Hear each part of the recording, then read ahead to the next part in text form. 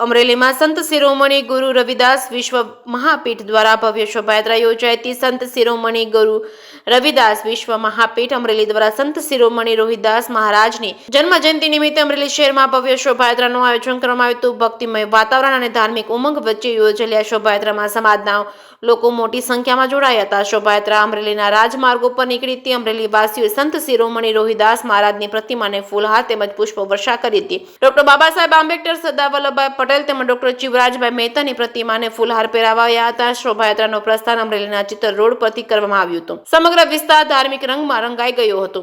માર્ગ દરમિયાન ભક્તોએ સંત રવિદાસજી પ્રત્યેની શ્રદ્ધા વ્યક્ત કરી હતી। આ પ્રસંગે જિલ્લા ભાજપ પ્રમુખ અતુલભાઈ કાનાણી, મહામંત્રી મેહુલભાઈ દોરાજીયા તેમજ શોભાયાત્રાના આયોજક જિગ્નેશભાઈ દાફડા, ભાણજીભાઈ બગડા સહિતના અનેક આગેવાનો અને સમાજના વડીલો જોડાયા હતા।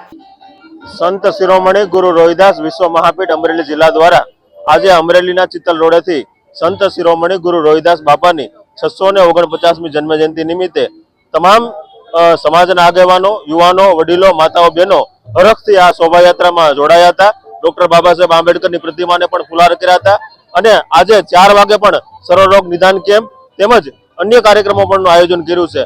સંત શિરોમણી ગુરુ રોહિદાસ બાપાએ સમતા સમરસતાની જે વાત કરી છે, આ વાતને લોકો સુધી લઈ જવા એના માટે આ શોભાયાત્રા કરી લોકો આ શોભાયાત્રામાં બહોળી સંખ્યામાં જોડાઈ અને સંત રોહિદાસ બાપાની શોભાયાત્રા આનંદ અને ઉત્સાહથી ઉજવણી કરવામાં આવી હતી। આભાર।